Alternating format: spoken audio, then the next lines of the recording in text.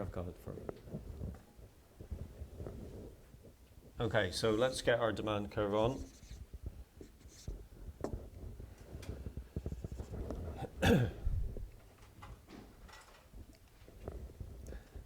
So what you need to do is initially you want to put an equilibrium halfway along P1, Q1.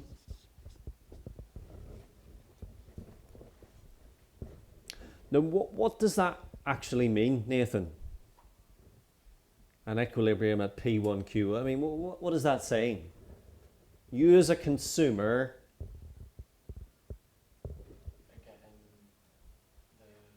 can buy how many units? At a price of? Right, okay. So at, we'll call it A,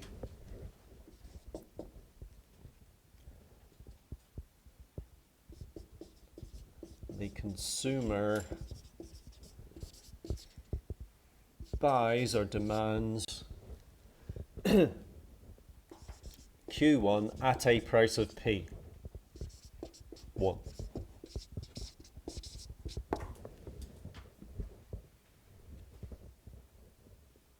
Now, is Q1 favour, is that just one unit? No, probably not. Why not? How do we know just by looking at that? It's probably not one. Yeah, it's too far away from the 0, 0. It's too far away from the. In maths, you would call that the origin. Yes. It's too far away from the origin. Okay. So what then we need to say is, well, let's assume that this is 10 units, okay? And so here's the first unit here. 1 unit.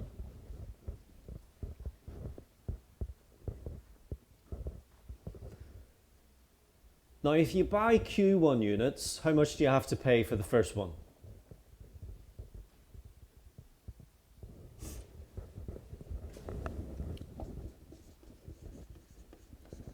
If you buy Q1,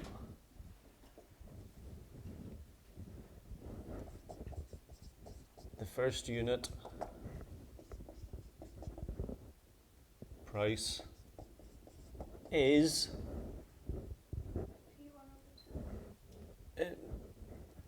P1. Because at equilibrium, we're assuming you can buy Q1 units at a price of P1 each.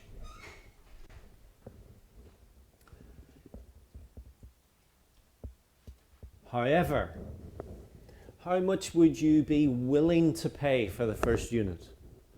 So you're actually paying P1, but if someone pushed you and pressed you and said, you can't have that for P1, how much would you be willing to pay for it, Besa? Say that again? Less? Is that what you're saying? Yes. No? Yes. Well, okay, a little bit more. How much more?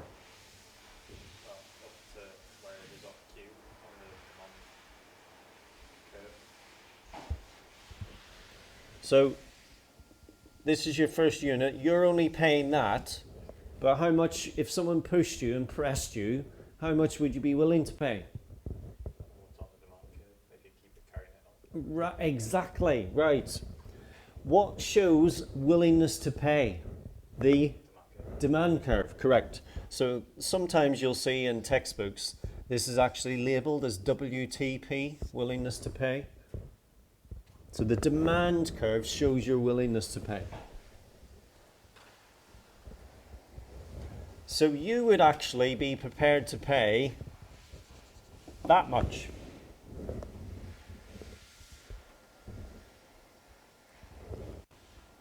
So you could call that, if you will, WTP1. That's your willingness to pay for unit 1.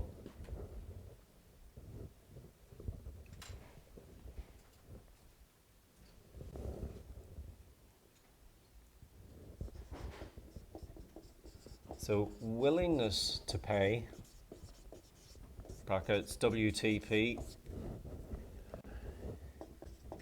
is shown by the demand curve.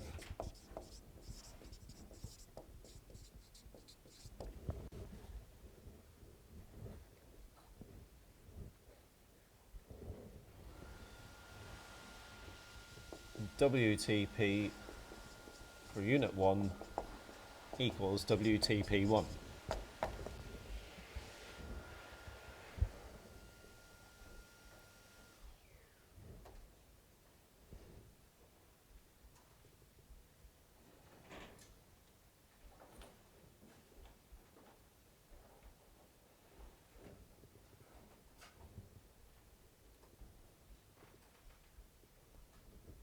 Willingness to pay is shown by the demand curve. WTP for unit 1 equals WTP1. Okay, now, favour. What can you say about the difference between your willingness to pay and what you actually pay? The actual price is like significantly lower. Okay, but you'd be willing to pay a lot more. Yeah. Yeah? So you can say that your willingness to pay is much bigger than what you're actually paying, which is P1 in this case. And that difference between the two is called? Exactly. That difference between the two, that is your consumer surplus, because you are in effect getting that amount of satisfaction for free. You're not actually paying for that at all.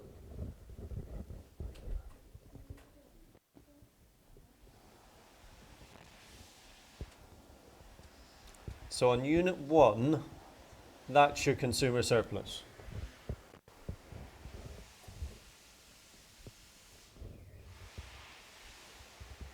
And why is it effectively for free, Manisha? Because you're only paying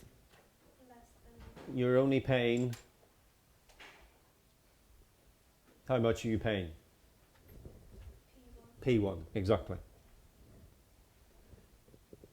Now, the same goes for every unit then up to the 10th unit. And we're not going to go through the whole lot. But say this was, for example, unit 5. How much do you pay for unit 5, Besa? How much do you actually pay? P1. Exactly. Good. But how much are you willing to pay? Still more about as much as on the Right, okay. So you're willing to pay more, but not as much more, and therefore, is there still consumer surplus, Scott? Yeah. But it's smaller, correct. So you've got your consumer surplus there, but it's getting smaller each time. Now, of course, you know that it's getting smaller because, Dylan, what happens to the amount of satisfaction you get from consuming more goods? And that's called the law of utility. Yeah. Utility or satisfaction. So you would expect that to happen. So the consumer surplus is getting smaller, smaller, smaller, smaller, smaller, up until this point. So is it the vertical distance that's the consumer surplus, or is it like the triangle? So that's I mean, we're just about to come on to that. Yeah. It's the triangle. Yeah. Yes. Is this only for specific goods, or is this for like everything? Pretty much everything, for most normal goods anyway. Because most normal goods have this relationship between price and quantity demanded, don't they? But I thought that the price would sort of like move up and down. What do you mean? If you buy a packet of 5 versus buying a packet of 10, probably, I don't get how a packet of 5 would get you more consumer surplus, because I thought that No, so this is not a packet of 5, is it? This is the 5th unit. out of the packet of 10. Well, where are we getting the packets? So who mentioned the word packet? Who mentioned that? Listen, like if you buy like, I don't know, 5 loaves of bread, let's say that. And 2 fishes, yeah. Why do you only pay P1 for So, every quantity? right, and imagine that I'm a confectionery store, right? And you're coming in to me to buy a Mars bar, right? So you come into my shop, oh, hi Henry, what can I get you? And you say, I'll have, A Mars bar. right, okay, and I say to you, okay Henry, it's £1 please, and you say, Fine. exactly, so you hand over the money and you go outside and you quickly have this Mars bar, and does it hit the spot? Oh wow, it's absolutely amazing, isn't it? So you would probably, for that first one, you'd probably be willing to pay me like £5. I'd probably undercharged you there, so you'd be willing to pay more for it. But as you stood out there, you think to yourself, I'll have another Mars bar. Second unit. So you come back into the shop, and I say, oh hi Henry, how was the first Mars bar? It was good. Right. And now you want to buy the second Mars bar from me. So ask me for the second one. Please have a second Mars bar, please. Okay, you can have a second Mars bar, okay. Right. How much? No, you ask me. You ask me. You're the customer, Henry. You're not getting this role play, are you? Is there a Mars bar? £1. I'll pay for it. No, no, What? no. But what? You wouldn't be willing to pay £1, would you, for the second one? I mean, I thought the first one was £1. the first one is £1, yeah. And you're loving it, right? Now the second one, you'll love it, but you'll not love it just as much as the first one. So, Is there not like a set price? well, yes, but in reality, but this is theory, right? This is theory. Is this the willingness to pay? Yes. Oh, okay, I get it now. Right, so how much are you willing to pay for the second one? A bit less, like £90. Right, okay. So then, right, I think now we've got it. So 90p, and you find that to be absolutely amazing, and you go outside and you eat it, and then you come back in, and you're right. You're a right one for the Mars bar. So you want another one? Go on. Please have a third Mars bar. You may. Pay 80p. Okay, ask me how much. Oh, how much is it? £1. Okay, so I don't buy it because I'm willing to pay 80. Or do I buy it regardless? Yes. So you say, okay, I'm not willing to pay £1. I'll give you. 80. Right. Okay. So you pay 80p for it. So your willingness to pay is falling, and why is it falling? Because The satisfaction of the prices. your satisfaction, and remember back at the start of the course we looked at the relationship between satisfaction and demand, and one of the reasons why the demand curve slopes downwards is because price falls, so demand goes up. That's one reason, but the other reason is to do with your satisfaction. And so for additional units, you're not willing to pay as much as the previous one because you get less satisfaction. Now, of course, I mean, you can try this on your way home if you want, Henry. You know, go into the local shop and say, can I have a Mars bar, please? And then quickly run out and eat it, and then shoot back in again and say, can I have a second one? And then when they say, 50p, please, you say, no, I'm only willing to pay 40. And then they might say, well, it's 50. And you can say, yeah, but my marginal utility's falling. Yeah? And then see how far they'll probably phone the police.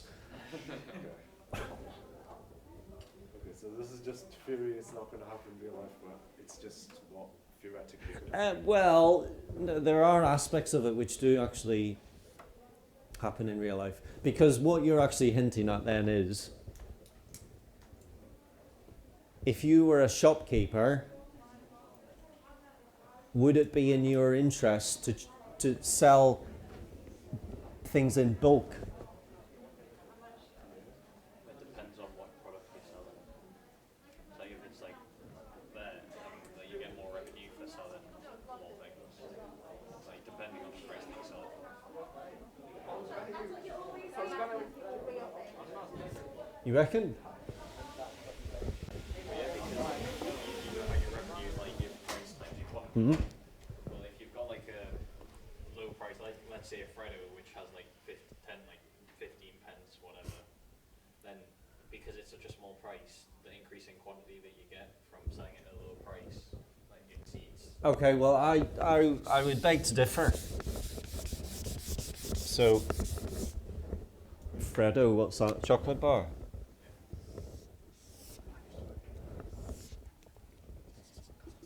Right, so how much is a Freddo?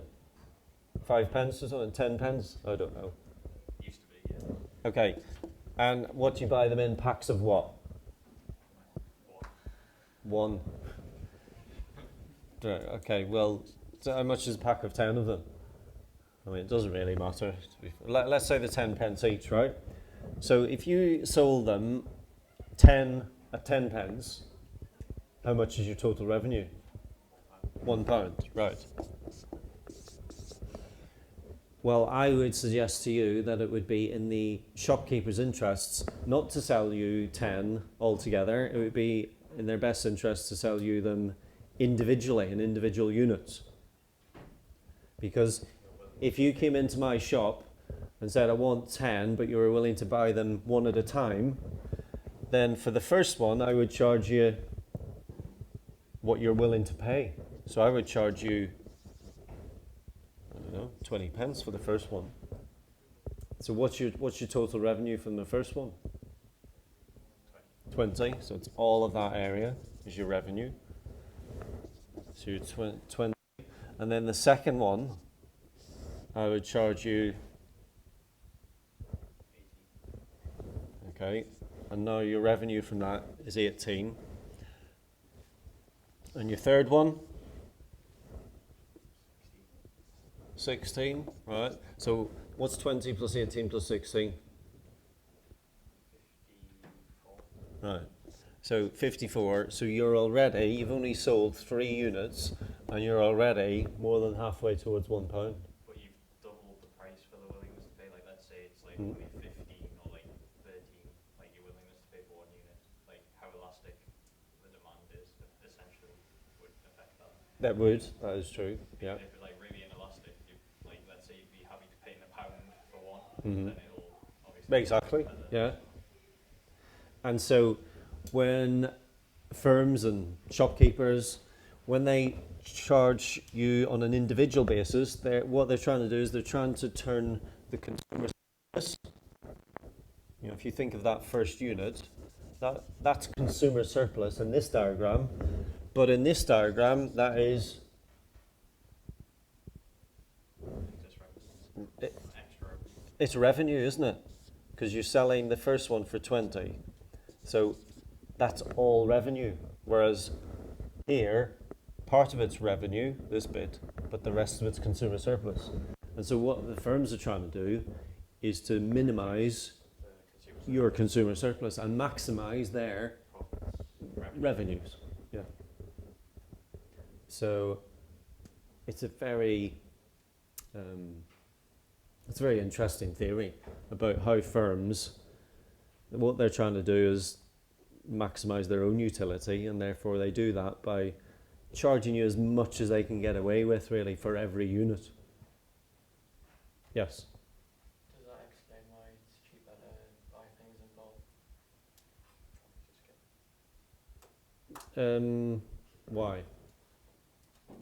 Just because, say if you're only buying one, then the willingness to pay is higher, but then Okay, but that's not necessarily in the firm's best interest, though, is it?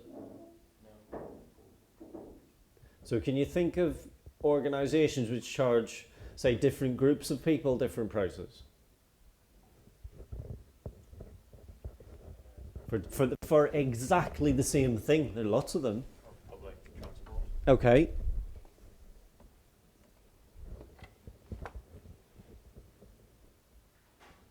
Barbers. Who? Like Barbers. hairdressers. The barber boom. 1970s. Hairdresser, yeah, there. Haircut 100 there last week, fresh trim. Anisha? Think of places that charge, they've got a student price, then they've got an adult price, then they've got an OAP's price. What? Restaurants, really? Okay. Theme parks, right? Just like general leisure activities. Leisure centres, cinema. Now, when they charge different price to different groups of people, why are they doing that? Because they know that maybe what's different about you and me, Dylan? What? All right, no need to rub it in. Okay, yeah, you're younger. Right. Exactly. So I might be willing to pay more than you, Dylan. Why? Well, because you're a student, yeah. You might not have pocket money even. So my willingness to pay will be more than yours. Now they recognise this. Therefore, they maximise their take from me by getting the maximum that I'm willing to pay. They don't want me to have lots of consumer surplus when I go to the cinema, because they want to change that to revenue for them. But they recognise that you might have a lower willingness to pay. So rather than put you off going, they'll say, all right, well, let's get the maximum out of them that we can, but not to the detriment of custom. So why do like concession, like tickets and stuff like that? Why are they lower price as well? Because in theory they should have the same sort of willingness. to buy, Concession, as in like senior fees, citizens. Yeah. Because surely they'd still be able to. Well, I mean, lots of senior citizens are not very well off, and therefore don't have the disposable income. Now, that's not always the case, of course, but that is the reason. That's the kind of thinking behind it. Now, do you know what the term? I mean, we're getting kind of into year 2 rather than year 1 here. But when you charge different people different prices for exactly the same thing, that's called price discrimination. And you're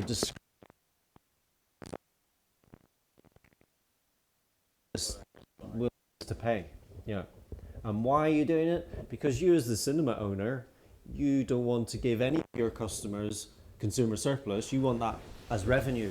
And the way to do that is to not charge P1, Q1 for everyone, so everyone comes in and they all just pay £10 to see this film. No, that's not the way to do it. The way to do it is charge different groups the maximum that you can get out of them, basically. Yeah. So like what happens with like buy one get one free and stuff like that? Because that's increasing the consumer surplus, but then Yeah. So you familiar with the fact that lots of supermarkets, they have what's known as loss leaders? yeah. So So like you sort of essentially lose the battle to win the war kind of thing. Like you take a few cuts. lose the battle to win the war. Like you take a couple cuts to maximise like profit. Yeah. elsewhere. So you realise and you recognise that you're going to make a loss on this particular good, but your thinking is, once people come in, They might as well just. they'll fill their trolley because they think, well, what's the point of going to the next supermarket? I mean, you could be driving around supermarkets all day because they've got, special offers on this, that and the other. But the supermarkets know generally if you come into the store to get milk, let's say, which might be on special, you'll probably do the rest of your shop there and they just make the money back on everything else. So that would just move the demand along, like have an expansion in demand on the curve. Yes, so you're recognising that you are giving them a lot of consumer surplus on that, but you're going to You're getting- take that from them in other areas. Yes. So it's a sort of like game theory, which you would look at in oligopoly. You're trying to predict what you and I, how we will respond to certain price changes.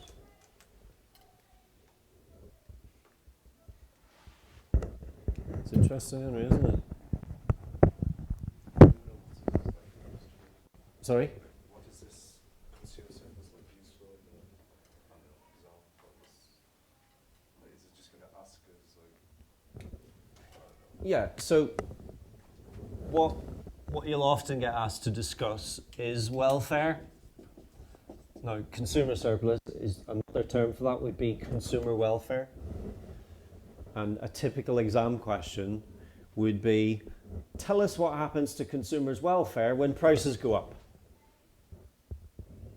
Now, before we get to that, we just need to cover off one of the points that Sean has already raised with us, and that is this. To go back to the kind of the very beginning of where we started here today, at P1, Q1, that area there, that entire triangle, that's consumer surplus. So that's all consumer. So it's not just these little bits, it's the whole thing is consumer surplus.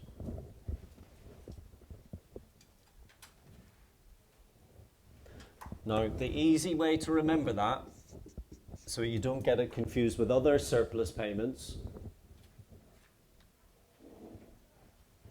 because there are others, is to think of it as the area above P, so you're above the price, and below D. So if you remember that, you'll never, on an exam, you'll never get it in the wrong place. It's a very common sort of multiple choice question, this. Identify the consumer surplus area, or identify the change, or something like that. Above P and below D.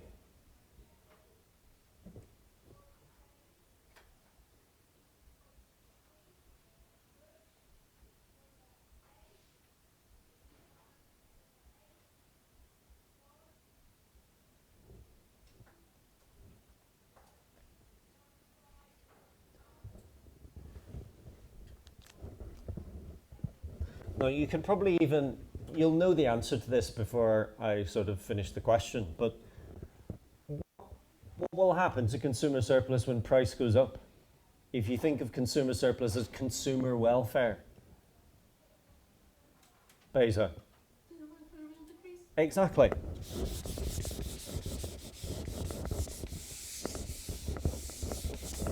So, what you'll often find in an exam is this. They'll say to you, here's demand, here's price,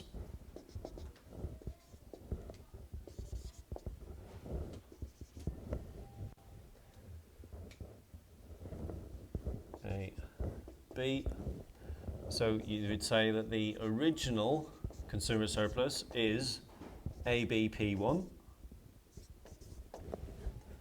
And then they'll say to you, what happens when price goes up? So maybe to P2. Just going to put P2 on. Q2.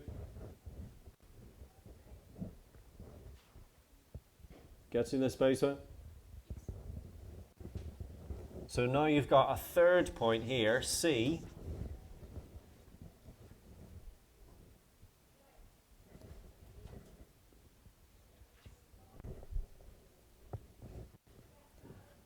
Nathan, what's the new consumer surplus? B, C, B. Exactly. So now we've got the final, if you will, consumer surplus is BCP2.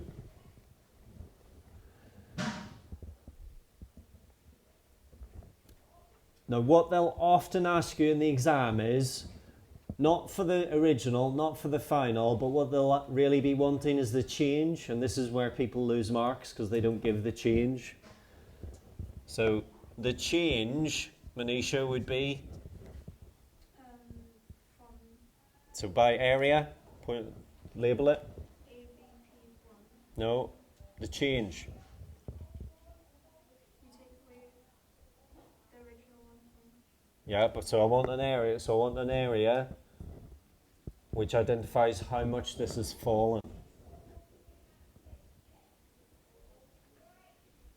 So we've gone from P1AB to P2CB. So how much have you lost? like P1 to P2. Yeah, well, label it. P1 to P2 CA. Exactly. So the change is P1, P2, CA.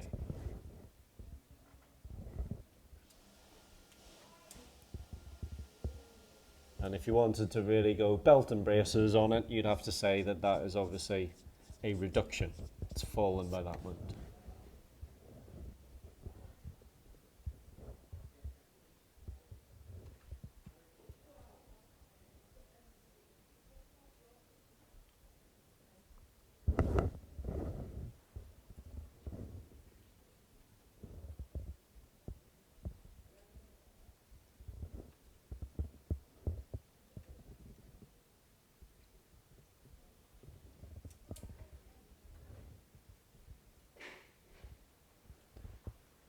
So, we as consumers, favour, would we want consumer surplus to be big or small? And bigger. Correct. But firms, Scott, they want to make it, because if they make it smaller, they can increase their revenue, precisely. So this is kind of ongoing battle here between the consumer and the producer. On the one hand, the consumer wants this to be, they want this triangle to be enormous. But in order to make the triangle enormous, the price would have to be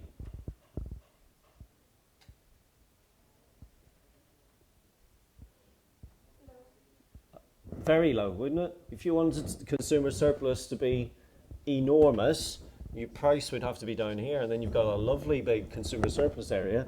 But firms don't want that, and so that's where the kind of the conflict, the power struggle comes in there, I suppose.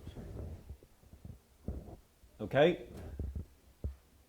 Now, if you always remember, above P and below D, you'll always get that right. So, P1AB, above P, below D. And then the price goes up, and then it's above P2 and below D. So, it's P2CB. So, as long as you remember that, you'll never highlight it in the wrong place. Now, it's pretty easy to identify in this diagram. But on market structures diagrams that you'll do next year, or maybe late this year, it's much, much more difficult, and you really need to, that becomes worth its weight in what, Sean? Correct. Thank you. Right, okay. Let's now do the flip side then, really, which is producer surplus.